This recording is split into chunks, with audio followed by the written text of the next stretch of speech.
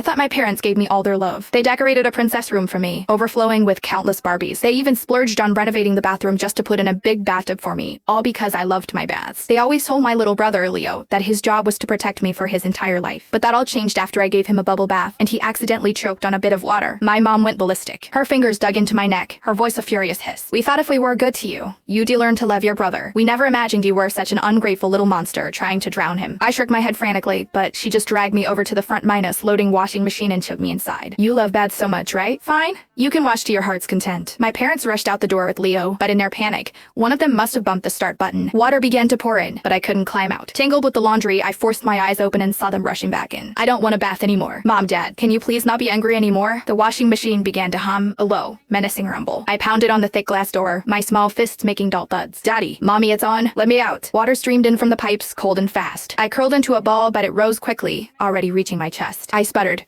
swallowing a mouthful. On the other side of the glass, my parents were pacing, cradling my coughing little brother. Mommy, Daddy? I choked too. I tried to shout, my voice a muffled plea. If only one of them would just turn around. One glance was all it would take to save me. I threw all my weight against the door, but it wouldn't budge. I remembered them talking about it once, how they'd about this specific model with a child lock, just in case I got big enough to be mischievous and climb inside. Once it was locked for good. The drum began to twitch, then slowly turn. The icy touch of the metal walls pressed against my skin. Suddenly, the whole world jolted and then began to spin. An irresistible force threw me up, slammed me down, and threw me up again. My body crashed against the hard drum with a sickening thud. I tried to scream for help, but the moment I opened my mouth, soapy, sweet minus smelling water flooded my mouth and nose. Dad, Mom. Dizziness washed over me, a crushing weight on my chest. I fought to keep my eyes open, desperate for one last look at them. I saw them, a blur of motion, hastily pulling on their jackets. I am so disappointed in Penny. My mom's voice cut through the roar. If she'd do this to her brother while we're right here, who knows what she does in private? She needs to learn a real lesson this time. What do we do, honey? Dad sounded panicked. Leo's been coughing forever. His face is turning red. The hospital. We're going to the hospital now. The machine's first spin cycle paused. The suffocating water slowly drained away,